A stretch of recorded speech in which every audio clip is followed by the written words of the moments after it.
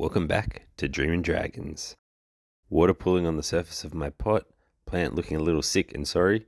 It might be time for some aeration.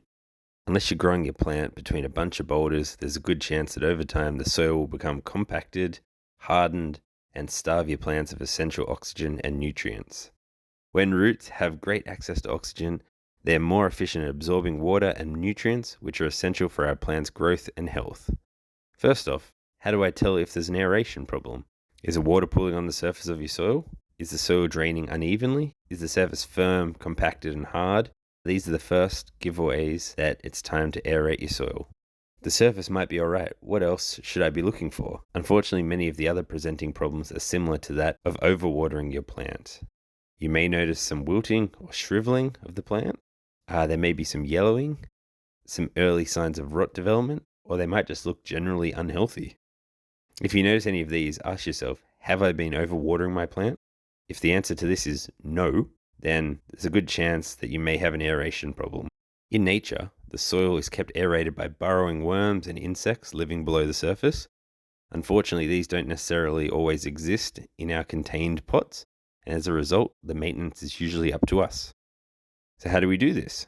The easiest way is by setting up our plants for success from the beginning with an excellent soil mix. A mix with large and small materials that create space for water to travel between them, dragging oxygen along for the journey. These small air pockets can also allow space for the roots to easily grow and slow the rate of compaction. Many of your over-the-counter potting mixes will be loaded with bark and other woody products, which can provide some aeration and space, but they often quite quickly decompose, which leave you with a gluggy, compacted soil around your roots. If you haven't started off with the best soil, that's fine. There are some strategies you can use to keep your roots breathing. Here I use a small hand rake to gently poke and break up the soil's surface. Dragon fruit roots usually grow quite superficial before diving deeply, so just be careful when you're doing this not to batter and bruise them too heavily.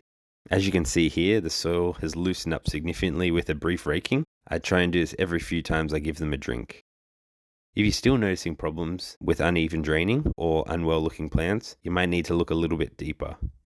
Here I've dug out a large chunk of my soil and discovered that because the soil had been so heavily compacted and soggy from some winter neglect, there has been early stages of flesh rot.